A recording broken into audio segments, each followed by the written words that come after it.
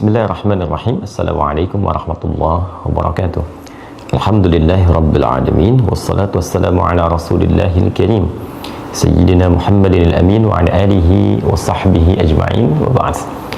Saudara-saudariku, semoga di subuh ini, khususnya dari Indonesia, waktu bagian barat, dan tentunya terhubung dari berbagai tempat yang boleh jadi terdapat perbedaan waktu saat kita terhubung saat ini, namun demikian tidak menghalangi kita untuk bersyukur pada Allah Subhanahu wa Ta'ala bahwa kita diberikan kesempatan untuk berkehidupan. Semoga kita senantiasa dibimbing, dirahmati dan dimuliakan oleh Allah Subhanahu wa Ta'ala.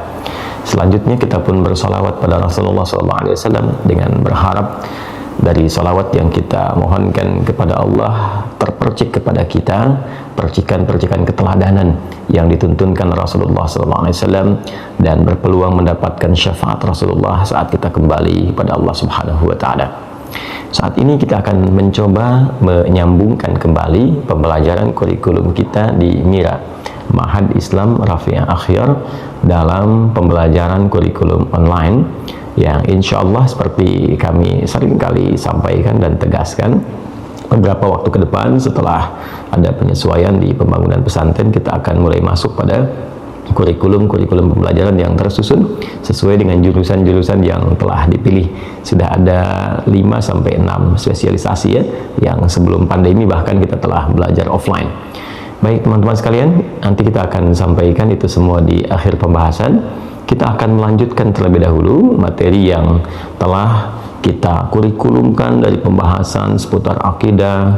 Kemudian setelah itu kita masuk ke bab salat ya. Bagi yang baru bergabung, teman-teman dipersilahkan untuk merujuk kajian yang telah kita uraikan sedemikian detail insyaallah di pertemuan-pertemuan yang lampau. Khususnya kita sediakan satu kanal pembelajaran di channel YouTube MIRA, Ma'had Islam Rafi'ah Akhyar. Di pertemuan yang lalu kita telah juga menyelesaikan pembahasan tentang amalan-amalan pasca salat, ke zikir dan turunan-turunannya.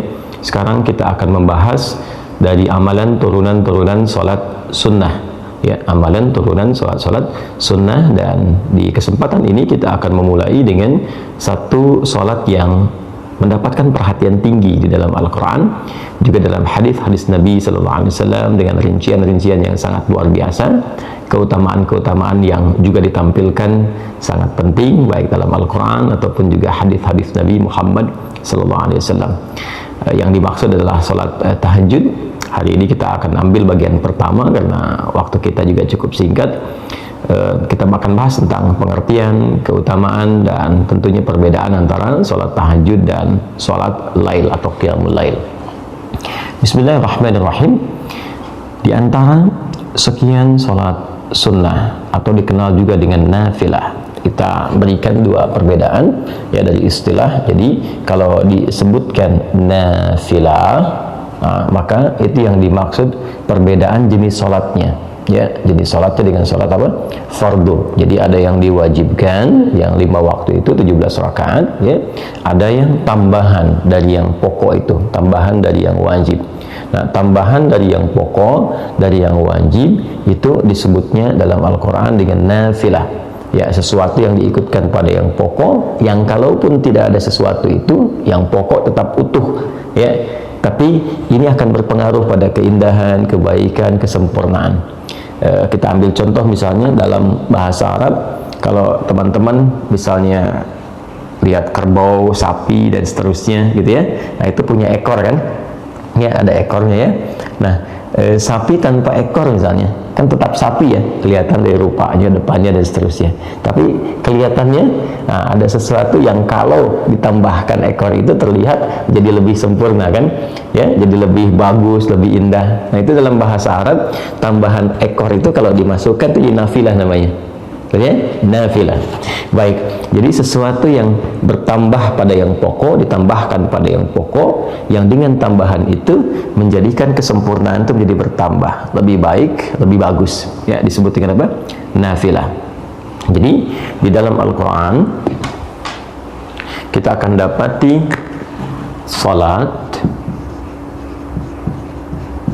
yang menjadi tambahan tambahan pada yang pokok, okay.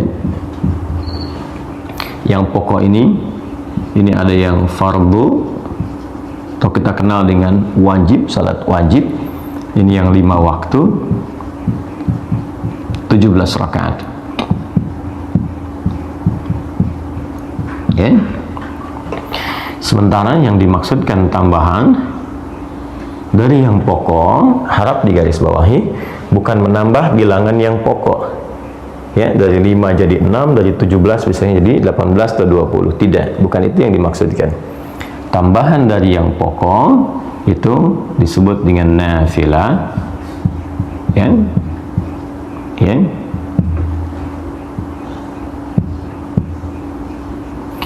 Disebut dengan nafilah, memberikan kesan secara kiasan kepada kita semua bahwa kata nafilah berarti sesuatu yang menyempurnakan. Ya, nanti kita akan bahas sesuatu yang melengkapi, sesuatu yang menambah keutamaan. Dan pelan-pelan. Nah, yang dimaksud menyempurnakan bukan berarti kalau kita sudah sholat pokok selesai semua nggak sempurna. Ya, baik. Yang dimaksud di sini teman-teman sekalian adalah satu, ya, nanti ada dari segi ketaatan.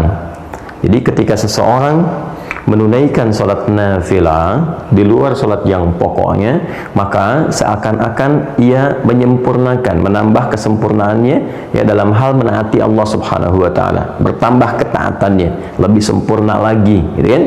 Nah, maka di dalam redaksi hadis-hadis Nabi sallallahu alaihi wasallam, ya, misalnya di dalam Sahih Muslim, ketika seorang Arab Badui berkonsultasi pada Rasulullah SAW, bagaimana dia harus bersikap ketika dia telah menjadi seorang Muslim.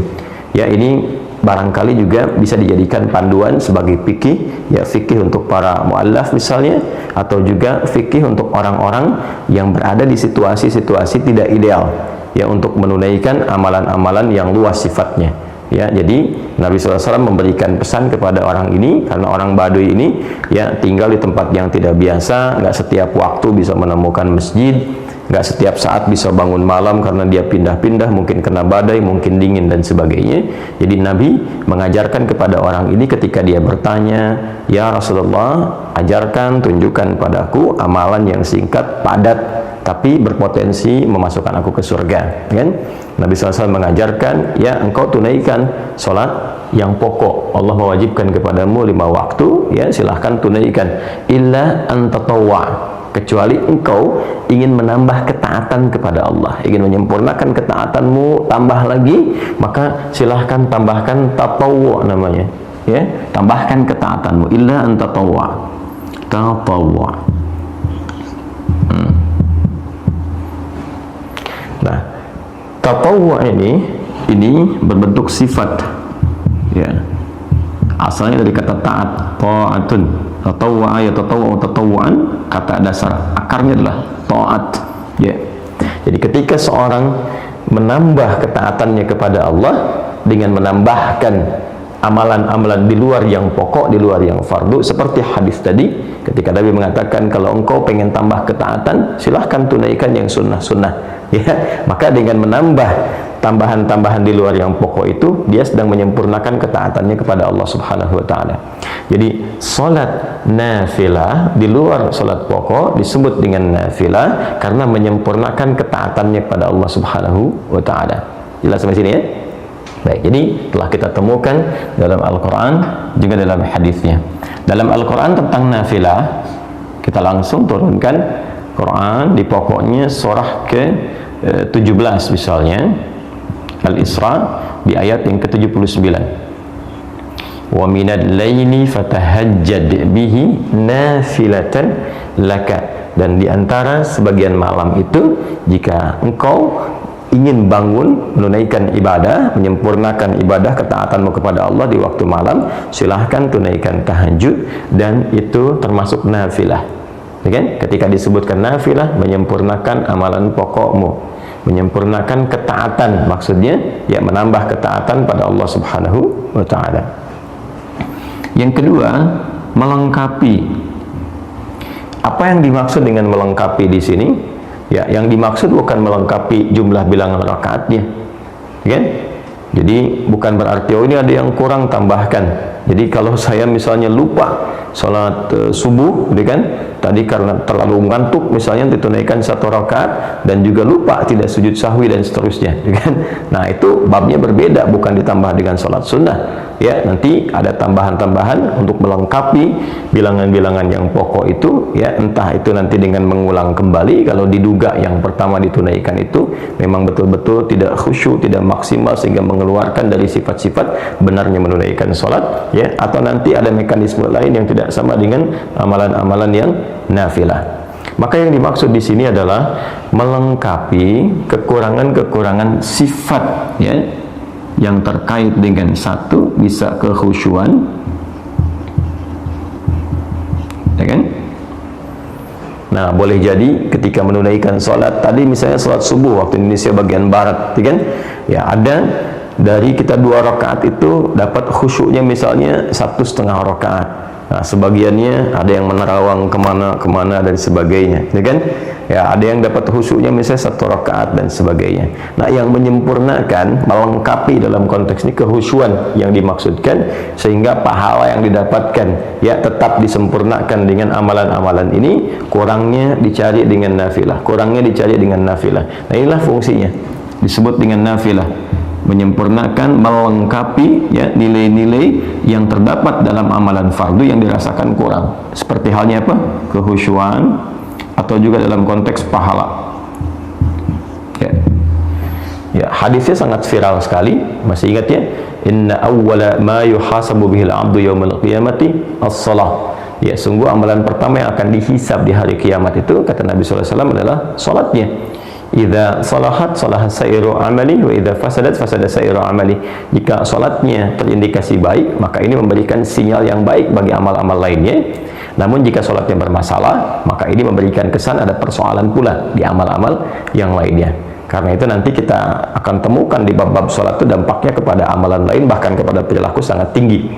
Ya, seperti dampak salat terhadap iman. Itu banyak di Quran, nanti disebutkan salat bahkan dengan diksi iman. Ya, wa ma kana Allahu liyudhi'a imanakum, Quran surah kedua Al-Baqarah ayat 143 itu kan. Dan Allah tidak akan menyia-nyiakan salat yang kau tunaikan dengan imanmu. Dan salat di sini sebut langsung dengan iman. Ya, kemudian juga Nabi mengatakan, ya al-farqu bainal mu'min wal kafir tarkus salah. Kalau engkau ingin bedakan antara orang yang punya iman dengan orang yang tidak beriman, ya lihat pada perilakunya, apakah dia mengerjakan salat atau tidak. Nah, jadi ada pengaruh salat kepada aspek keimanan. Ya, nanti ada pengaruh salat pada perilaku. Quran surah ke-29 ayat 45 itu ya, innas salata tanha 'anil fahsya wal munkar. Jadi kalau seseorang itu benar menunaikan salatnya, bagus dia, maka akan terlihat dampak perilaku pada kehidupannya. Orang salat lebih baik perilakunya, lebih tertata, dia beraktivitas, lebih bisa menjaga bagian tubuh dia dari ujung kepala sampai ujung kaki. Intinya dia banyak berbuat kebaikan. Sehingga dari kebaikan ini dia bisa mengatur amal-amal turunan yang lainnya. Udah pasti tuh kalau sholatnya benar, dia pasti bercita-cita pengen haji, pengen umrah, dia pasti ingin berzakat, kan? Dia pasti ingin dekat dengan Al-Quran. Jadi modal pertamanya sholat. Itulah sebabnya kenapa anak-anak di usia 7 sampai 10 tahun pendidikan dasarnya sholat. Ya, bukan manasik ya. Walaupun tidak salah anak-anak TK, SD diajarin manasik, tapi yang diperkuat sholatnya dulu ya. Sholatnya dulu itu yang fokusnya, teman-teman sekalian. Nah, kembali ke sini ya. Dari hadisnya nanti kalau kita akan teruskan, ketika seorang hamba terlihat bahwa dalam sholat pokok yang ia tunaikan itu ada yang kurang maksimal dari kehusyuannya, sehingga pahala yang diraih pun tidak optimal, maka Allah perintahkan kepada malaikat untuk melengkapi itu semua dengan catatan sholat-sholat nafilahnya. Ya, sholat-sholat apa? Nafilahnya. Nah, karena itulah kemudian dalam konteks ini sholat-sholat yang nafilah yang menyempurnakan ketaatan kepada Allah Subhanahu wa taala juga dihukumi dengan sunnah. Nah, sunnah. Jadi kalau kita ngaji ya di turunan bab fikih, khususnya dimasuk di bab usul fikih, ya jadi nanti di fikih itu produk hukumnya. bagaimana kita mengonstruksikan dalil-dalil menjadi sebuah produk hukum. Al-Quran itu kan dalil hukum, hadis dalil hukum, nanti ada ijma', ada qiyas. Ya, ketika kita mendapatkan satu persoalan, melihat sumber hukumnya. Nah, sumber hukum ini ketika kita ingin meramu ini, ya, mengkonstruksikan persoalannya sehingga mendapatkan dari sumber hukum isyarat hukum, maka ilmunya yang mengatur itu fikih namanya, sehingga keluarlah produk hukum. Apakah ini halal, ini haram, dan sebagainya. Tentu merumuskan ini nggak sembarangan. Ada petunjuknya, di Islam itu lengkap sekali. Jadi ada langsung petunjuknya dari Nabi Shallallahu Alaihi Wasallam. Begini cara merumuskannya, seperti ini ya, cara menetapkannya, menentukannya, dan sebagainya. Dari mulai bagaimana Nabi memberikan penjelasan untuk memahami tafsir Al-Quran, lalu menerangkan kepada kita dan menunjukkan begini menafsirkan dan mempraktekannya lewat hadis. Dan setelah itu menguji sahabat bagaimana kemampuan mengkonfigurasikan dan memitigasikan persoalan-persoalan untuk diberikan pandangan hukum. Ya, seperti kasusnya sahabat Mu'adz bin Jabal radhiyallahu taala anhu ketika beliau diutus ke Yaman oleh Nabi sallallahu alaihi wasallam untuk menyampaikan dan menebarkan risalah Islam.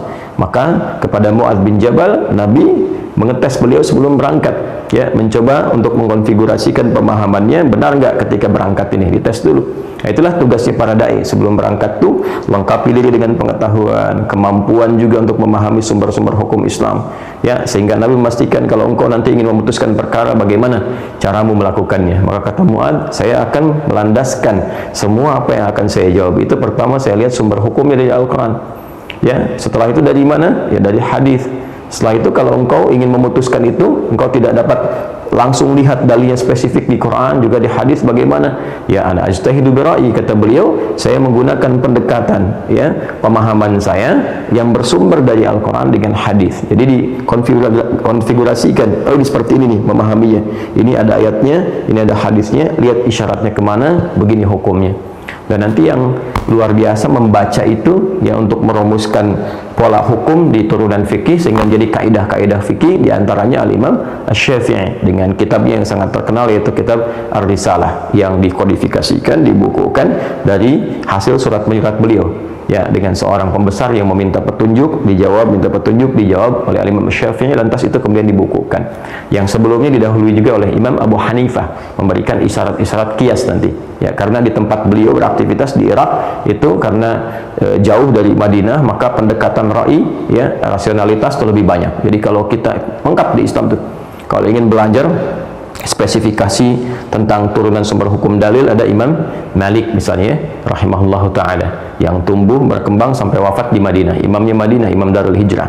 Kalau kita ingin belajar tentang logika dalam agama, bagaimana memahami ini secara logika, bagaimana memahami hukum ini secara pendekatan logika, maka ada Imam Abu Hanifah An-Nu'man.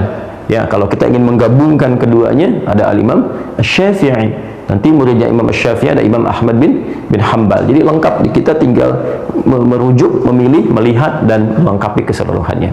Kembali ke sini, maka nanti ya dalam pendekatan ilmu fikih ada turunan usul fikih. Di situ kita akan temukan ya di antara definisinya, karena nanti ada perbedaan antara hadis dengan sunnah di ilmu hadis, fikih, dan usul fikih. Ya, kalau di hadis nyaris keduanya sama, dibedakannya dengan kurikulumnya saja. Semua yang bersandar dari Nabi Sallallahu Alaihi Wasallam, baik perkataan, perbuatan, sifat, dan sikap, disebut dengan hadis. Ya, kalau itu kemudian dijadikan jalan hidup untuk diikuti, disebut dengan sunnah. Terkurikulumkan jadi apa? Jadi sunnah. Ya, kemudian ketika masuk kepada aspek hukumnya yang saat dikerjakan, nah ini ya, dia mendapatkan pahala. Nah itu yang sering kita dapati kan, kalau tak mampu melakukan itu karena uzur tertentu pun tidak berdosa, ya kan? Jadi terjemahannya lebih enak seperti itu. Kalau dikerjakan mendapatkan pahala, artinya ada tambahan di sini. Ini poinnya, ya kan? Kalau tak mampu dilakukan karena uzur tertentu, maka tidak menjadi dosa, nggak apa-apa gitu. Ya, tapi kalau bisa Anda kerjakan, maka mendapatkan potensi apa? Pahala. Ini gambarannya. Jelas ya? Nah, teman-teman sekalian, nanti kalau kita ngajinya masuk ke kaidah fikih, misalnya di fikihnya, ya maka kita akan temukan sunnah itu nanti bersandingnya dengan apa? Dengan turunan hukum di antara 5 hukum itu. Ya, jadi mulai pertengahan nanti ada ibahah, ya satu yang kebolehan, nanti ketika boleh disebut dengan mubah, geser ke kanan jadi sunnah. penekanannya. Ke kanannya lagi jadi wajib, ke kiri jadi makruh, kiri lagi jadi haram. Jadi kalau kita jemari kita ini 5 ya, Allah ciptakan ya, pada umumnya kita dapati 5, ini juga jadi standar pengetahuan hukum kalau kita ngaji di fikih ya. Balik ke sini.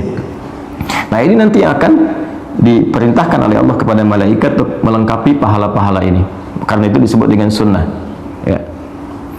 Kemudian teman-teman sekalian, juga di setiap amalan nafilah ini ada keutamaannya yang tentunya berbeda dengan keutamaan salat apa? Fardu ya. Dari subuh sampai dengan isya tentu utama ya, seperti yang pernah kita bahas sebelum-sebelumnya, memberikan ketenangan kepada jiwa, mempercepat pengabulan doa, kan? Merubah perilaku jadi lebih baik. Itu amalan-amalan salat fardu. Jadi salatnya 5 waktu, keutamaannya yang pokok juga 5. Pernah kita uraikan, silakan rujuk kembali. Nah, sedangkan yang ini salat-salat nafilah yang dihukumi sunnah ya, dihukumi apa?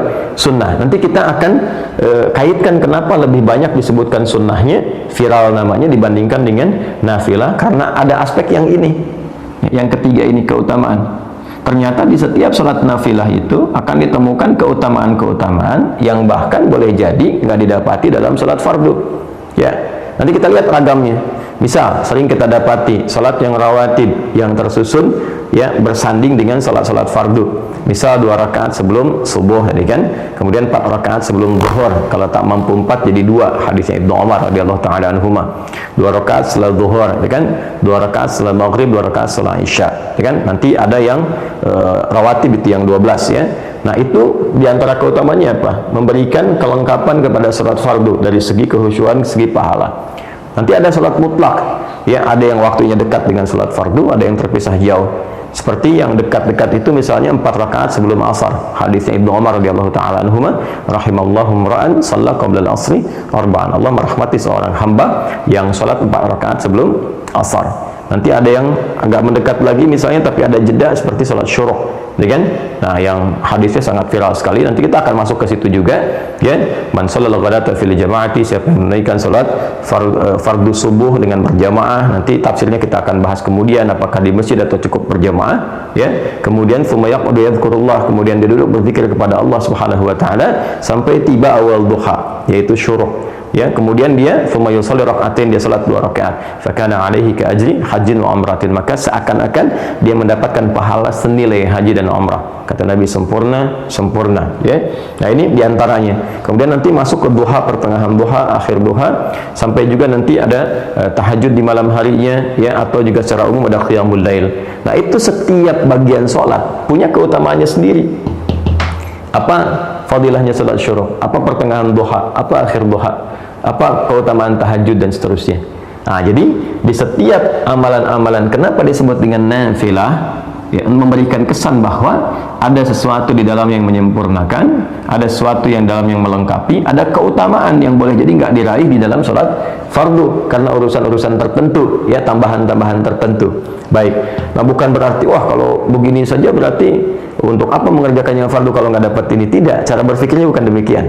Nanti kita belajar apa keutamaan ini gitu, ya, karena kalau yang ini yang pokok itu mengikat semua hal yang secara umum itu dirasakan, dibutuhkan dan mendorong manusia untuk beraktivitas. Jadi ini standar manusia. Kalau yang ini manusia butuh ini, tapi kalau yang ini nanti ada pilihan-pilihan.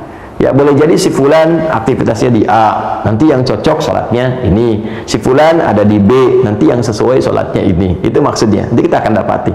Ya.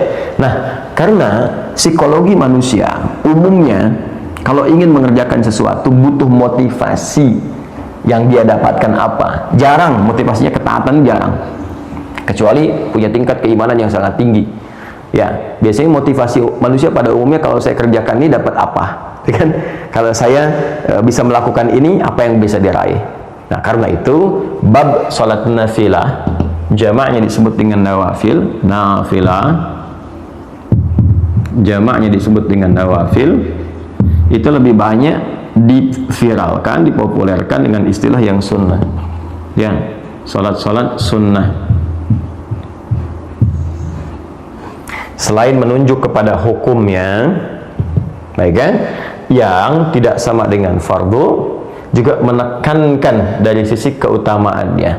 Ya, baik itu pahala, menambah kehusuan, juga keutamaan-keutamaan yang bisa didapatkan secara spesifik. Jadi kalau kekinian misalnya, kamu kerjakan tahajud ya itu kan sunnah. Tarawih apa itu kan sunnah. Kenapa memviralkan sunnah di kalangan para ulama untuk memberikan kesan bahwa sekalipun ini bukan yang pokok, tapi itu ada keutamaannya loh, ya kan? Ada pahala yang luar biasa loh, untuk memotivasi kita. Jadi ketika disebutkan sholat sunnah, yang muncul pertama kali itu digambarkan tuh, jangan gambaran begini ya, cuma sunnah nggak apa-apa nggak ngerjain juga, bukan ya, karena definisi sunnah itu bukan ke situ ya. Ketika kita bawa ke dalam nuansa ibadah, ke fikih, ada pahala di situ yang kalau nggak dikerjakan, ya kan, atau sengaja misalnya tertinggalkan atau mungkin nggak mengerjakan sama sekali, bukan dengan maksud mengabaikan, tapi kalau mengabaikan jadi dosa ya, dalam arti yang nggak ditunaikan saja ya, sayang ada sesuatu yang hilang, sementara itu bisa dilakukan. Itulah sebabnya kenapa diviralkannya ya kalimat sunnahnya dibandingkan dengan apa? Dibandingkan dengan nafilah dan turunan lainnya. Jadi kalau disebutkan namanya nafilah, ini jamaknya nawafil, hukumnya apa? Sunnah, sifatnya tatawwu'. Jadi kalau menemukan bab-bab dalam fikih ngaji babun nawafil, itu sama dengan sunnah. Kalau ada dalam hadis istilah tatawwu', itu sama dengan apa? Sunnah. Jelas ya? Nah, di antara salat-salat nafilah yang berhukum sunnah yang sangat ditekankan dalam Al-Quran karena memiliki sifat-sifat yang tinggi dari 3 hal yang diuraikan ini terkait dengan makna nafilah adalah salat malam, spesifik tahajud ya. Nah ini ya.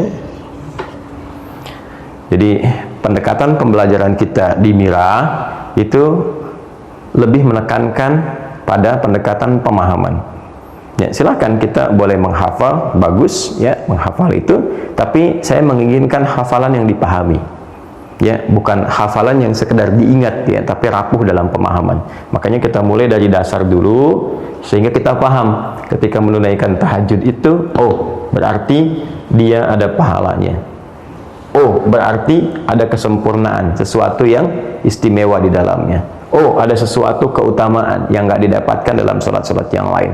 Baik ya.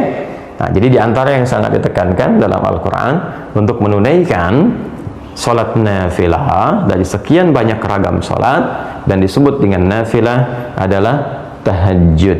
Baik, dalil Al-Quran surah 17 ayat 79. Wa minal laili, kan? Baik, wa minal lail fatahajjad bih.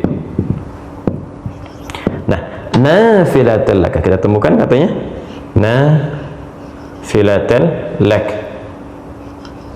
ya, wa minal laili, dan dari sebagian malam ya, fatahajjad, maka bergegaslah engkau untuk bangun menunaikan tahajud nafilah. Kita temukan kata nafilahnya ya, sekalipun sholat itu bukan sholat yang pokok yang ditetapkan untukmu ya. Itulah bagaimana Allah sangat memahami dan mendetil pada keadaan hambanya, karena memang Allah penciptanya ya. Tidak semua hambanya memang ya memiliki motivasi yang mendorong ia untuk bisa bangun di malam hari menunaikan sholat. Karena itu Allah memberikan tugas kepada kita yang pokok itu, yang umumnya seluruh hamba itu secara general bisa melakukannya. La yukallifullahu nafsan illa wus'aha. Nah, di atas yang pokok ini kita diminta untuk menambah ketaatan. Ayo optimalkan nih karunia yang Allah berikan. Di waktu malam itu juga ada keutamaan-keutamaan guru, ya kan? Tingkatkan ketaatan dirimu, tingkatkan kemampuanmu, maka ditempatkan hukumnya sunnah ya, amalannya nafilah, supaya juga tidak terlampau memberatkan kepada hambanya, tapi memotivasi untuk mengajar bagi siapa yang ingin mencapai keunggulan. Oke, okay? Nafilatul lak, sekalipun itu hanya nafilah ya untukmu, laka ya, untuk kita hamba-hamba Allah pada umumnya. Kalau nanti kalau ke Nabi itu berbeda pendekatannya. Jadi ini yang di luar Nabi, kepada kita pada umumnya. Tapi nanti ada keutamaan-keutamaan di dalamnya kata Allah ya, yang akan diterangkan setelahnya. Jadi yang pertama kita jelaskan dulu status tahajud itu, teman-teman sekalian, statusnya masuk dalam kategori nafilah. Hukumnya apa? Sunnah, dan memberikan isyarat pada tambahan tatawwu', tambahan sifat taat di hadapan Allah Subhanahu wa taala. Artinya berbahagialah ketika Anda mampu bangun di malam hari untuk menunaikan tahajud, berarti Anda dinilai oleh Allah, digolongkan, dimasukkan ke dalam golongan hamba-hamba yang mampu menambah ketaatan. Pertahankan. Jadi berbahagialah ketika bisa bangun malam, artinya Allah sedang memuliakan kita dengan menambah sifat taat pada diri kita. Nah, ini pemahaman seperti ini kalau kita mengkajinya dengan dasar-dasar demikian, itu menambah motivasi. Ya. Namun sebaliknya, ketika pemahaman ini kita tidak dapatkan, ya boleh jadi mungkin bisa memilih yang lain. Ada orang yang begadang hanya untuk nonton bola misalnya, ya walaupun secara duniawi tidak salah, tapi kalau di compare dengan ini kan ada kehilangan sesuatu, sayang, ya kan? Atau mengerjakan aktivitas lainnya. Tapi kalau kita bisa mendapatkan bab ini dengan baik, wah, dapat kesempatan ini, tiba-tiba ada dorongan untuk menunaikan itu semua, maka berbahagialah, status kita sedang dinaikkan oleh Allah sebagai hamba yang dinilai bertambah ketaatannya, ya kan? Nah, saat yang bersamaan juga kita punya motivasi ketika bangun di malam hari, kita terdorong menunaikan itu. Kenapa? Karena nanti kita kejar, oh ada tambahan pahala nih. Lalu kita lihat ke belakang, apakah sudah merasa salatnya benar, ya, dari subuh sampai dengan ke isya, apakah salatnya sudah merasa khusyuk. Ketika kita merasakan boleh jadi ada yang kurang sempurna, kita bangun tunaikan. Dan yang lebih dahsyat, ada keutamaan di dalamnya. Ya, ada keutamaan. Apa di antara keutamaan-keutamaannya? Nanti kita turunkan ya setelah kita mengulas dulu bagian ayatnya dari awalnya. Ya. Al-Quran, teman-teman sekalian, sebelum menampilkan kepada kita untuk menunaikan sholat yang dimaksudkan, maka menjelaskan kepada kita 3 hal utama. Ya, 1, penjelasan waktu. Kedua, aktivitas atau nama amal yang akan dilakukan. Yang ketiga, menunjukkan keutamaan dan status hukum, ya. Waktu, amal, keutamaan, dan status hukum.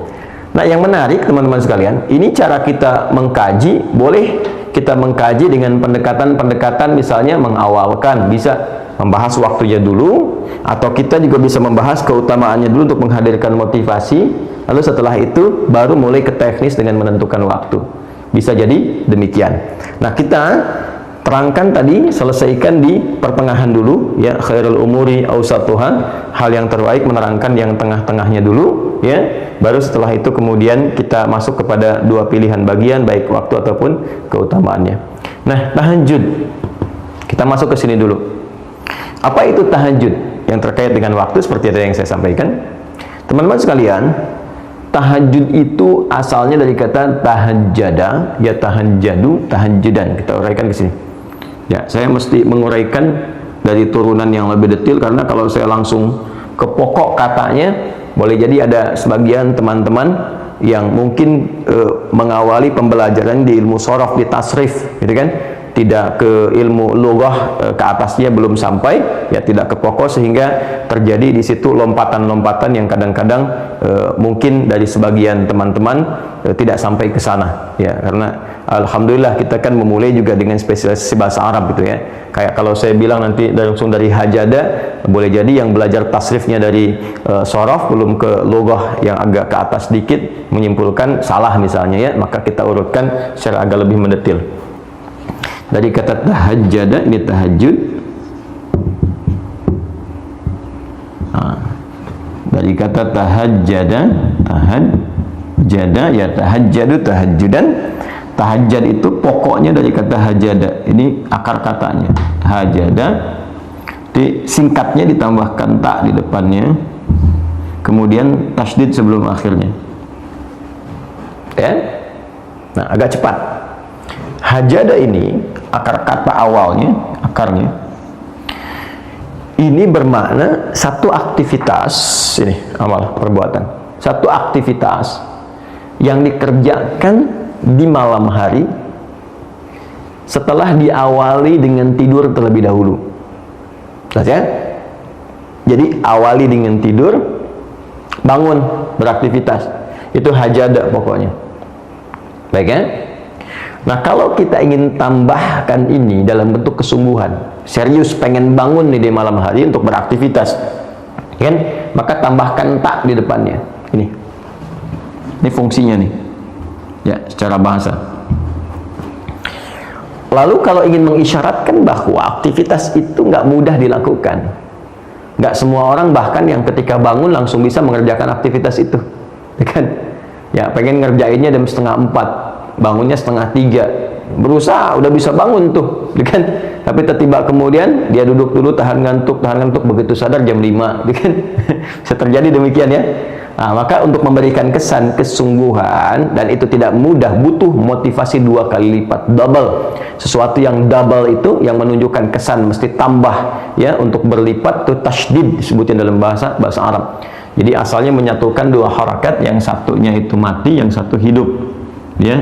Misalnya ini ada hamzah a, ini waw pertama mati, kedua hidup, awal, maka untuk bisa mempersingkat ini dijadikan 1 huruf tambahkan tasydid, maka double, menyatukan 2 menjadi 1. Yang satu sukun, yang kedua apa?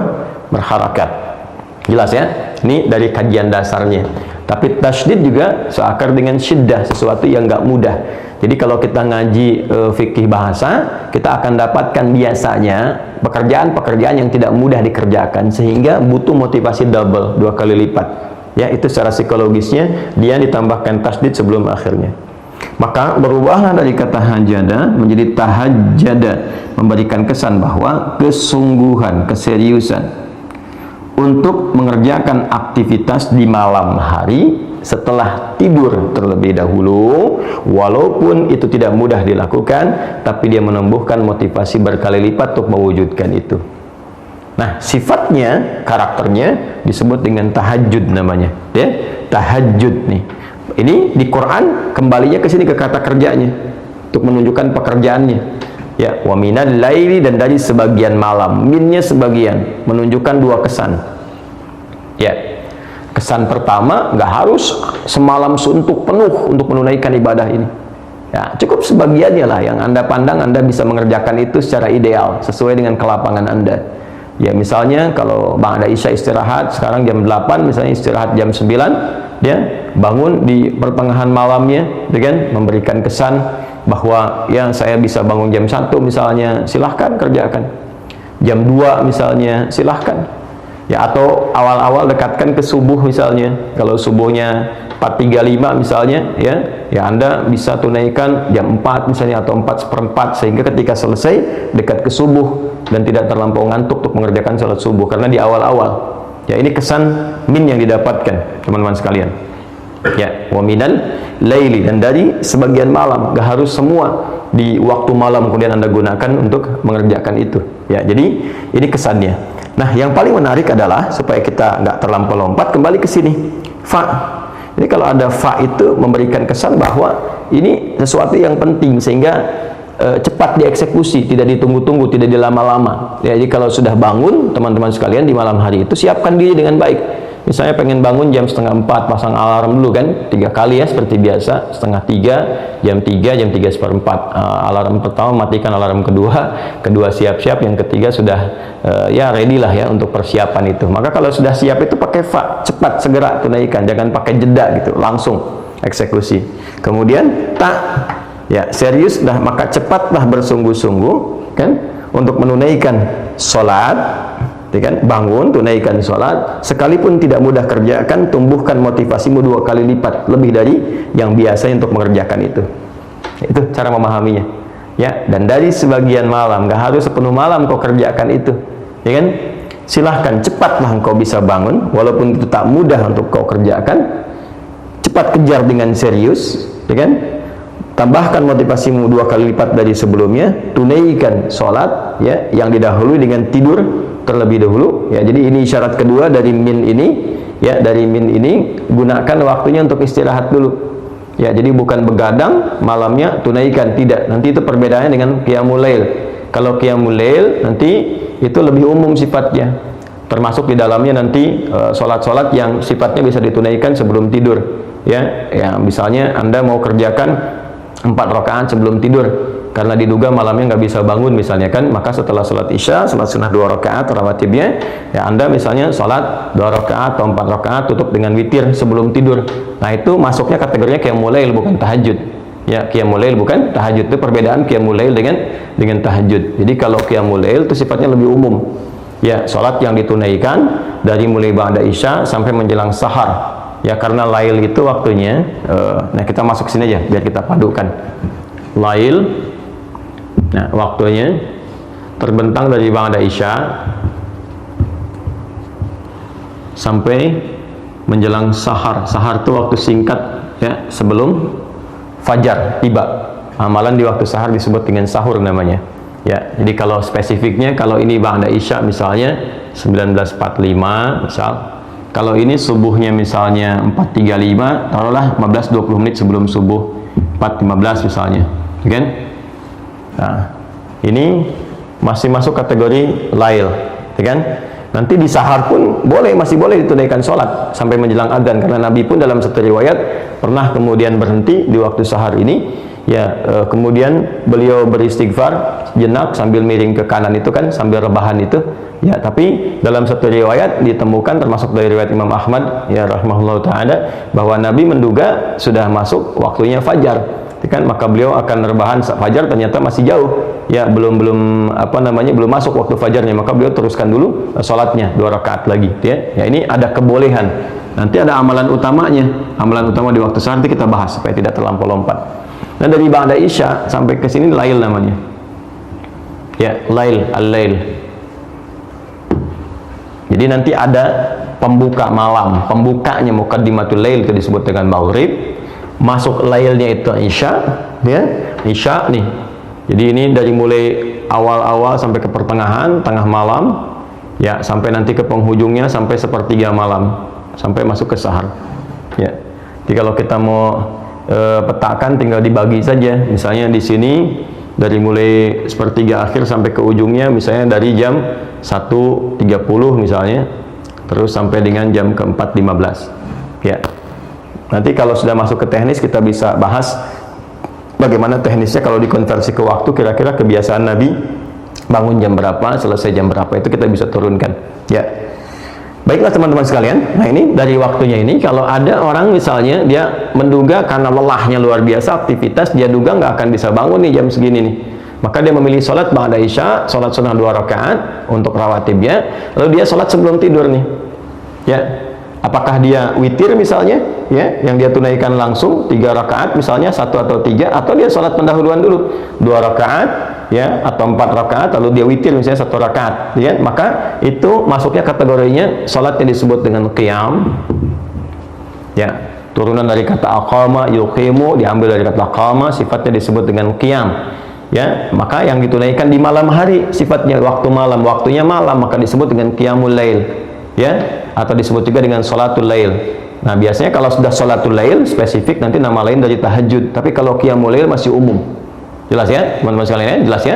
Nah, jadi kalau kita kembali ke sini teman-teman sekalian, kalau ada istilah qiyamul lail, qiyam itu masih umum sifatnya ya, boleh dilakukannya sebelum tidur atau bahkan setelah tidur. Nanti nama dari qiyamul lail spesifik, kalau ditunaikan ba'da tidur ya, bilangannya genap, nah itu disebut dengan tahajud. Yang ganjilnya disebut dengan apa? Witir. Nah, spesifik nanti ada nama lain untuk menunjukkan sifat tahajud itu, kayak untuk menunjuk nama sholatnya. Jadi kalau tahajudnya nanti, oh tahajud kan aktivitas yang dilakukan malam hari ya, yang didahului dengan tidur. Aktivitasnya apa nih spesifik? Jadi kalau orang cuman bangun ya, harus dia kerjakan apa saja kan, secara bahasa tahajud aja.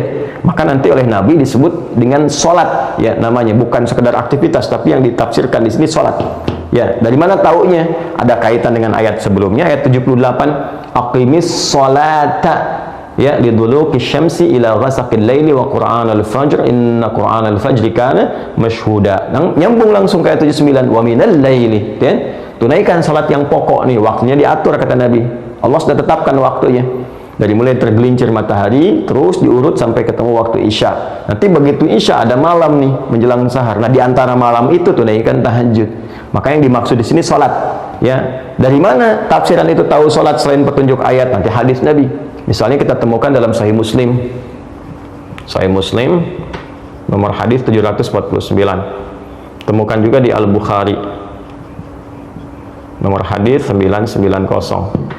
Termasuk di Al-Muwatta nomor hadis 310. Muwatta Imam Malik tuh, ya. Rawinya siapa? Kalau misalnya nanti ada beda cetakan, beda nomor, temukan rawinya nanti dari Ibnu Umar radhiyallahu taala anhuma. Apa bunyi hadisnya? Ya, hadatsana qala Rasulullah sallallahu alaihi wasallam, salatul laili mathna mathna, fa idza khasya ahadakum al-fajra falyutir rak'atan wahidah. Salatul laili, kalau engkau bangun salat malam, ini nih yang dimaksud tahajud. Maka teknisnya nanti Nabi ada yang tunjukkan 2 rakaat, di hadis itu ada yang tunjukkan nanti 4 rakaat, kemudian ujungnya 3. Nanti kita akan lihat secara teknis setelah masuk ke teknisnya, ya. Jadi kalau ada istilah tahajud, yang dimaksud salat, ya. Waktunya ini didahului dengan tidur, silahkan bangun di pertengahan sampai dengan ke ujung malam. Ini ya. Hukumnya apa? Sunnah. Keutamaannya ada hal-hal yang luar biasa diisyaratkan dengan nafilah. Nah, apa saja rahasia keutamaannya? Setidaknya ada 4 yang paling utama. Baik ya. Yang pertama, langsung kita sambungkan ke ayat masih yang sama, ayat 79 sampai 80. Ya, nanti di ujung 79, di awal 80. Nafilatan laka asa an yab'athaka rabbuka maqaman mahmuda. Satu, tahajud itu diantara keutamaannya, ini rahasianya. Kenapa saking pentingnya tahajud ini, walaupun ibadahnya sunnah, ya, sifat hukumnya, tapi sangat ditekankan di Quran karena ada rahasia di dalamnya, ada keutamaan yang nggak bisa diraih di sholat-sholat lain, termasuk dalam sholat fardu. Satu, asa ayyab'atsaka rabbuka maqaman mahmuda. Boleh jadi dengan kesungguhanmu menunaikan sholat itu, Allah akan menempatkanmu, mengangkatmu, menempatkanmu di tempat yang terbaik. Maqaman mahmuda, tempat atau kedudukan tinggi, karena makom itu sesuatu yang tinggi, ya, dan terpuji, terbaik. Tempat kedudukan tinggi yang terbaik. Awas, hati-hati ya, dipilihkan oleh Allah yang terbaik, ya. Makom itu, teman-teman, itu punya 2 arti spesifik. Bisa dia real, tempat yang tinggi, yang terhormat, ya, atau juga menunjukkan sifat. Jadi dia bukan tempat dalam arti punya ketinggian, tidak, tapi sesuatu, boleh jadi juga pijakan, tapi dari situ menunjukkan satu perbuatan yang baik yang mengantarkan pada kedudukan tinggi, ya. Seperti Nabi Ibrahim misalnya, ya kan, kalau kita mau tawaf tuh, ya, setelah dari Hajar Aswad, ya, kurang jarak, boleh jadi dari situ ada 5 meteran, kan ada makom Ibrahim, ya. Ya, makom Ibrahim itu sebetulnya bukan tempat wujudnya kayak kerucut bentuk kubah ke atas, bukan, itu tapak kaki.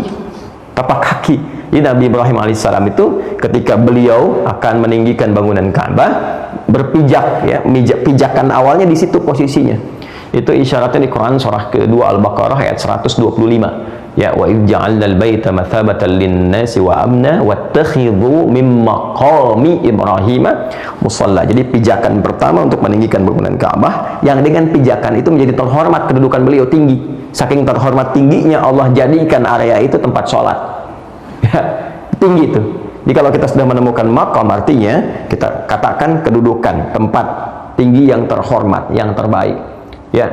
Nah, kenapa kuburan juga disebut dengan maqam? Memberikan kesan kepada kita bahwa sebelum meninggal bersikaplah yang baik, yang mulia, sehingga ketika engkau meninggal pun engkau dihormati, engkau punya kedudukan, ya. Makanya orang-orang dulu menyebutnya ke makam yuk, ke makom maksudnya, ya. Yuk lihat orang-orang terhormat, ya, yang dikubur, yang kita datang berziarah ke situ, mendapatkan inspirasi dari ziarah itu, bagaimana menjadi lebih baik, ingat kematian, belajar dari orang wafat ini supaya meningkatkan ketaatan kepada Allah. Jadi semua tuh ada maknanya di Islam tuh. Itu maksudnya. Nah, amalan yang mengantarkan kita untuk mendapatkan tempat kedudukan terbaik dalam aktivitas kita, ya, dan ditempatkan oleh Allah secara langsung, itu tahajud. Ini mahal. Ya, makanya saya sering agak rewel, ya, pada aktivitas yang sifatnya padat yang kita jalani, baik itu misalnya di bisnis, di, ya, diplomasi, di dunia politik misalnya, termasuk juga para ustadz, apalagi ya ustadz pengajar dan seterusnya. Nah, ini amalannya sangat ideal nih, ya, di kedudukan tinggi yang terbaik, yang terhormat, ya. Tinggi itu misalnya kalau di bisnis Anda berharap menjadi direktur misalnya, kan. Nah, di posisi itu kan tinggi, tapi terbaik nggak untuk Anda? Belum tentu, ya. Nah, boleh jadi ketika Anda ada di posisi itu ternyata tempatnya, kedudukannya bagus, tapi situasinya nggak ideal. Ya, ternyata di titik itu ada sesuatu yang bisa menjerumuskan Anda pada kemaksiatan. Mulai misalnya, mohon maaf sekali, ya olahraganya juga udah beda, ya kan? Olahraganya udah olahraga yang mengantarkan pada maksiat, pergaulannya nggak bagus. Anda belum siap di situ, belum optimal. Maka ditempatkan oleh Allah misalnya di manajer dulu, yang terbaik bagi Anda. Nanti dibimbing pelan-pelan supaya bisa memperbaiki. Nah ini, jadi kedudukan tinggi itu disifati langsung dengan mahmuda, yang ideal buat Anda, yang terbaik, yang bagus, yang pas, yang mendukung ketaatan Anda kepada Allah. Jadi dunianya dapat, akhiratnya diraih. Nanti di situ dibekal lagi supaya naik lagi. Ya. Kemudian apa yang kedua? Waqur Rabbi adkhilni mudkhala sidqin. Ya, dan untuk meraih ini dibimbing oleh Allah cara memulainya. Ya. Maka dibimbing pintu pembukanya. Jadi mengawalinya pun dengan terhormat. Ya, bukan dengan sogokan. Kadang orang pengen kedudukan, nyogok, ya, menipu, ya, dan seterusnya. Sifat-sifat yang buruk lah. Ya, ini banyak hal nih. Ya, sekarang ya kita mencoba menjadi muslim yang baik lah ya. Sekarang mau masuk dunia pendidikan, masuk sekolah kok nyogok. Gimana bisa mendapatkan sesuatu yang terhormat? Anda itu mau dididik di sekolah untuk jadi pribadi yang baik, tapi mengawali dengan cara yang salah. Ya, masuk kampus nyogok. Sekarang bisa ditemukan berita mau masuk SD aja nyogok gitu kan. Bahkan ada yang masuk TK pun mau nyogok gitu. Sesuatu yang nggak bagus. Ya, bagaimana mengajarkan sesuatu yang salah dari sejak kecil? Ya, sementara tujuan pendidikan itu meningkatkan iman dan takwa pada awalnya, bukan ilmu dulu. Ya, indahnya di Indonesia itu yaitu senapas dengan nilai-nilai spiritual, nggak bertentangan tuh. Ya, spiritnya itu spirit beragama. Ya kan, saya sering katakan di Undang-Undang Sisdiknas itu di pembukaannya teman-teman, ya, di pembukaan pasal menimbang itu pasal yang B-nya yang kedua itu dari beberapa yang ada di situ poinnya kan ditegaskan Undang-Undang Dasar 1945 ya mengamanatkan kepada pemerintah untuk mengusahakan satu sistem pendidikan yang meningkatkan keimanan dan ketakwaan kepada Tuhan Yang Maha Esa. Di iman takwa itu yang paling pembuka, paling utama. Adab itu pembuka utama. Ya, jadi bagaimana Anda mendekatkan seseorang, anak didik ya kepada Tuhan Yang Maha Esa, meningkatkan iman dan takwa dengan cara yang bertentangan yang maksiat. Maka nanti orang yang rajin tahajud itu dibimbing oleh Allah. Kamu naik jabatan tuh gak harus nyogok. Ya kan? Promosi jabatan tuh gak harus usaha yang aneh-aneh gitu. Ya, dan Allah menggerakkan hati-hati orang-orang itu untuk melihat ini orang yang paling ideal, orang yang paling tepat, orang paling lurus, paling bagus, langsung naik dibimbing oleh Allah. Jadikan hati-hati orang yang walaupun dia kelihatan misalnya ya perilakunya nggak ideal, ya, tapi Allah lembutkan hati untuk memilih dia nanti tuh, ya, dibimbing. Dan kalaupun ada kesulitan yang ketiga dalam menjalani itu ada tantangan. Kadang kan di posisi tinggi itu, apalagi makom, posisi tinggi pasti persaingannya lebih ketat. Ya, jadi kalau ya seringkali kan diilustrasikan dalam kehidupan itu kalau jabatan paling tinggi seperti pohon kan, semakin naik, semakin tinggi anginnya makin kencang kan, persaingannya ketat dan sebagainya. Jadi kadang-kadang memerlukan jalan keluar, solusi. Wa akhrijni mukhraja sidqin, maka Allah pun memberikan solusi. Pembukanya sudah baik, kalaupun ada persoalan, ya jalan keluarnya, solusinya pun solusi terbaik, dibimbing oleh Allah. Ya, apalagi situasi saat ini misalnya, ya, yang orang di dunia sampaikan ada peluang resesi dari segi ekonomi, dinamika politik yang kuat secara global begini berpengaruh. Orang-orang yang dekat dengan Allah karena dia punya Allah. Anda punya harta, Anda bisa berperilaku dengan harta, punya kedudukan, membuat banyak hal ya dengan kebijakan-kebijakan. Tapi kan terbatas, harta bisa habis kalau nggak Anda yang meninggal, harta yang hilang. Kedudukan selesai pasti berganti, nggak ada yang abadi. Kalaupun Anda pertahankan dan meninggal juga. Tapi kalau kita katakan saya punya Allah yang nggak ada batas gitu. Nah ini nih kalimat ini nih teman-teman, saya punya Allah. Nah itu harus melekat pada orang Islam. Punya Allah itu, dan itu Allahu Akbar itu sebetulnya identitas yang harus melekat pada jiwa itu. Setiap muslim itu kalau sudah punya itu, udah nggak ada batas tuh. Karena dia yakin punya Allah. Bilal itu kan dalam tanda petik ya, disiksa gitu. Ya, saya katakan dalam tanda petik karena saya itu agak sulit menemukan kata-kata yang menggambarkan bagaimana hebat dan dahsyatnya perjuangan Sayyidina Bilal bin Rabah radhiyallahu taala anhu, dan tidak layak untuk mendapatkan kalimat itu sebetulnya. Tapi sejarah kan menunjukkan bagaimana beliau diikat, kan, di atas batu yang sudah dipanaskan, di lapang yang panas, lalu dicambukkan. Tapi karena beliau itu sudah mendapatkan nikmatnya iman, ada Allah, ya, ada Allah, tuh, saya punya Allah gitu. Maka dikatakan irtad murtad kamu, kata beliau ahad. Ahad itu apa? Ya sifat Allah yang utama kan. Qul huwallahu ahad. Saya punya Allah kok. Jadi dicambuk pun biasa aja ahad. disiksa juga, saya punya Allah kok. Dan ketika itulah yang terjadi apa? Masya Allah, ketika seseorang mengatakan saya punya Allah, maka Allah langsung bertindak kan, karena kekuatan imannya itu. Maka datang Abu Bakar, dijalankan oleh Allah, dilembutkan, datang ke situ, dibebaskan dari status hamba budak menjadi orang terhormat. Ya, dibeli, dibebaskan.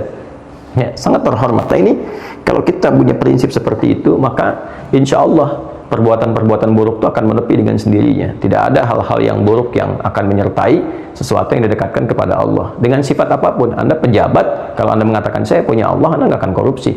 Anda menempuh jalan yang benar. Ya, Anda diplomat, birokrat, pebisnis dan sebagainya, pengajar, juga kalau benar-benar ustadz, kiai, habaib dan sebagainya, ya, melatih diri saya punya Allah dan melekatkan keimanan pada dirinya dan konfirmasi dengan kalimat Allah itu, ya idza dzukirallahu wajilat qulubuhum, disebutkan nama Allah. Kalau orang mengatakan saya punya Allah, disebutkan nama Allah, ada getaran pada jiwanya. Ya, makin tinggi makin bisa menggetarkan nanti. Maka sumpahnya nggak main-main, ketika demi Allah atau kalimat Allah saja sudah bisa menjatuhkan senjata, pedang dan sebagainya. Ya, kita berjuang dulu pakai kalimat takbir kan, Allahu Akbar, gentar musuh. Ya, Nabi mengatakan Allah, maka jatuh pedang yang sedang mengancam Nabi itu. Nah, itu nggak main-main kalimat itu. Ya. Dan yang terakhir, ya, waj'alni min ladunka sultanan nasira, mendapatkan langsung pertolongan dari Allah. Nah, ini maksudnya tambahan dari yang ketiga. Dia dapat solusi, tapi kadang-kadang di posisi tinggi ini goncangannya nggak mudah, magnitudenya juga kencang. Kadang-kadang ada yang ingin menyingkirkan, menyungkurkan, mencelakakan dan sebagainya.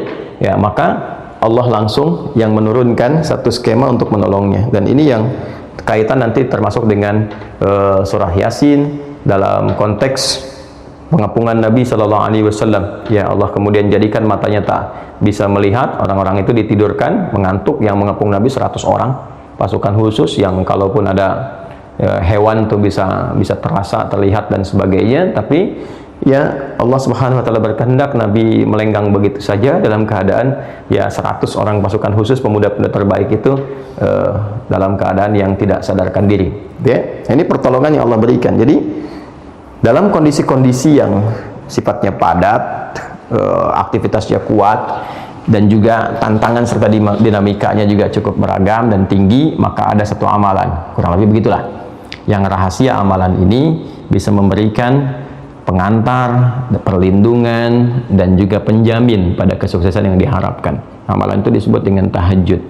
Ya, disebut dengan tahajud karena satu, waktunya dikerjakan di waktu malam setelah beristirahat terlebih dahulu, diawali dengan istirahat supaya lebih fresh, lebih segar ketika bangun di malam harinya.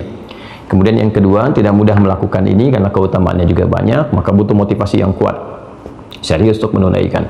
Nah, diantara keutamaannya yang pertama, Allah akan berkenan mengangkat, menempatkan hambanya yang konsisten menunaikan tahajud dengan baik dan benar ke posisi yang terhormat, yang terbaik, yang ideal untuknya. Kemudian Allah akan berikan bimbingan agar mengawali semua karir kegiatannya dengan cara terbaik, memberikan solusi terbaik, plus melindungi ia ketika ada yang mengancam atau mengganggu ia dalam beraktivitas berkehidupan dengan cara-cara yang Allah kehendaki untuk memuliakan hamba-hambanya. Ya, walaupun cara-cara itu mengantarkan kepada ajal misalnya dan sebagainya, tapi dia akan jadi orang terhormat. Ya, akan jadi orang terhormat yang dikenang, yang baik, yang mulia. Ya, kalau kematian kan kita nggak bisa tolak sesuai dengan ajal. Ya, tapi kita bisa berikhtiar bagaimana cara meninggal secara terhormat, sehingga ditempatkan bukan sekedar di kuburan, di makbarah, tapi di makom yang ketika dizarahi pun dengan cara-cara yang terhormat, menginspirasi dan diteladani. Jadi meninggal pun masih punya jariah gitu. Ya, nah ini gambarannya teman-teman, rahasia sholat tahajud. Nah, pertanyaannya belum selesai babnya. Nah, kalau sudah bangun bagaimana menunaikannya? Ya kan, dari mulai bangun, berwudu, kalau ada janabat mandi sampai menunaikan sholatnya seperti apa tuh? Ada teknisnya. Nah, itu kita akan bahas di pertemuan selanjutnya. Alhamdulillah kurikulum Mira sudah berjalan kembali. Ya, pagi ini kita mulai. Ya, teman-teman, Mira itu Ma'had Islam Rafi'ah Akhyar, punya dua sifat pendidikan. Satu, pendidikan yang formal, pembelajaran jenjang studinya terukur, ya, yaitu tingkat pesantren, alumninya dari SD, jadi setingkat SMP ke SMA. Nah, kita mulainya dari TK, dari PAUD, ya, pendidikan anak usia dini akhyar, Jadi dari akhir tuh diharapkan jadi sesuatu yang terbaik ya di eranya, di usianya. Jadi dari mulai tingkatan itu kita hanya menerima 40 orang, naik ke atas tuh. Nah, nanti lulus TK diharapkan dia sudah punya dasar keislaman yang kokoh ya sesuai dengan usianya. Jadi Qur'annya targetnya 5 juz, kemudian ada pendampingan ibadah, akhlak dan sebagainya. Masuk ke SD 6 tahun itu diharapkan 30 juz. Nanti selesai tinggal diinstal ilmunya. Ilmunya itulah yang di pesantren yang kita sebut Mira. Sekarang sedang kita bangun. Itu dari SMP sampai SMA. Kita siapkan skema. Jadi saya sedang nabung nih, selain ini wakaf. Masih ada peluang teman-teman. Silakan. Nanti insya Allah diharapkan akhir tahun ini sudah wujud gitu kan. Nah, kemudian mau menjelang Ramadan kita speed up supaya beberapa unit bisa selesai diibadahi terlebih dahulu sebelum digunakan. Ya, teman-teman masih ada peluang wakaf di nomor rekening 111 3 kali satunya 111 4444 4 kali 4-nya ya, kemudian 142 111 4444 142 10 digit di Bank Syariah Indonesia atas nama Ma'had Islam Rafiah Akhyar, Yayasan Ma'had Islam Rafiah Akhyar. Nanti yang formal itu bisa ditempati. Nah, kita juga sedang nabung supaya nanti bisa meringankan dan kita harapkan bisa gratis. Nah, setelah itu lulus S1, S2, S3 itu nerimanya 40 dari bawah tuh. Ya, nggak bisa masuk di tengah-tengah kecuali memenuhi kualifikasi dan kuota ada. Misalnya dari SD misalnya yang ke situ hanya 20 berarti dibuka untuk umum 20. Kalau 30 berarti ada 10 peluangnya. Nanti sebelum diterima 6 bulan paling cepatnya sudah dimulai untuk mengkondisikan supaya levelnya sama dulu yang masuk dengan yang sudah ada supaya mudah untuk diberikan pendidikan. Nanti di situ kita spesifikasikan, mungkin ada yang bakatnya ke tafsir, ke hadis, ke fikih, diperdalam, nanti masuk ke atas S1, S2, S3 beasiswa. Kita sudah sekarang siapkan kerjasama dengan 19 negara. Ya. Nah, kemudian ada yang semi formalnya. Saya tidak sebut informal tapi semi formal karena tidak masuk secara sistem pendidikan seperti yang formal tapi pembelajarannya jadi formal. Nah, inilah yang sekarang kita berlangsung online-nya yang Mira. Nah, Mira ini dibuat online-nya saat ini bagi teman-teman yang belum tahu dan ingin mendaftar ikut, langsung aja lihat di UWAH Corner tuh ya, langsung ke UWAH Corner, di situ ada paket pembelajarannya, ke situ masuk, kemudian install ya, kita terhubung seperti ini ya, nanti ada Zoom juga dan sebagainya, dan kita nggak ada SPP, nggak ada iuran, nggak ada apa-apa, cuman di awal itu daftar masuk UWAH Corner, ada paketnya, infak yang apa namanya paket itu untuk belajar, selesai, setelah itu tersambung. Nah, nanti di luar ini yang offline-nya ada, di mana belajarnya nanti di pesantren itu kalau udah selesai, nanti ada undangan tuh, jadi begitu santri istirahat di akhir pekan, nah ini yang masuk sesuai profesi, makanya nanti yang sudah aktifkan akun, mohon profesinya dicantumkan di situ, nanti pasca Ramadan sudah masuk ke sana. Di kelas bisnis ada berapa orang, nanti dibagi nginap di sana. Ya, dan nggak bayar, kan kita yang bangun juga gitu ya. Nah, jadi kalau saya kurang terbiasa kalau kajian misalnya ya taruhlah khusus, nggak salah ya, daurah misalnya spesifik di hotel atau apa dan sebagainya, nggak salah, silahkan. Cuma saya lebih ingin memfungsikan apa yang sudah ada kita bangun, kita rencanakan supaya berkahnya lebih banyak ya, dan nggak ada bayar karena saya kan ngajar, kita berusaha untuk cari akhirat bukan cari dunia. Jadi kalau Anda mau infak ya infak ke tempatnya aja, untuk bangun, untuk apa, untuk kita fungsikan, nanti kita makannya sama-sama, kita rasakan suasana kehidupan di pesantren ya kan, 2 malam misalnya selesai, nanti pekan berikutnya gantian dengan yang lain. Nah, itu yang dikurikulumkan. Nanti ada kelas di kesehatan, kedokteran, ada kelas di bisnis ya, ada kelas dunia diplomasi, ada kelas ibu rumah tangga, ada kelas ilmuwan dan kelas pembelajar ya, termasuk yang dari luar negeri pun sudah kita beberapa ya, dengan Amerika, dengan beberapa yang lain. Nanti ada summer camp, bisa nanti ikut di summer camp, programnya agak lama itu, kalau bisa sebulan sampai 2 bulan, jadi belajar tentang keislaman ya, dan disesuaikan dengan kebutuhannya. Jadi kalau dari luar negeri mau belajar boleh, nanti kalau sudah selesai kita siapkan tempat-tempatnya ya, dan di kita insya Allah semangatnya untuk berislam dengan lebih baik. Nah, ini teman-teman sekalian, insya Allah kurikulum berjalan, mudah-mudahan esok hari juga kita siapkan bersambung dari apa yang telah kita bahas.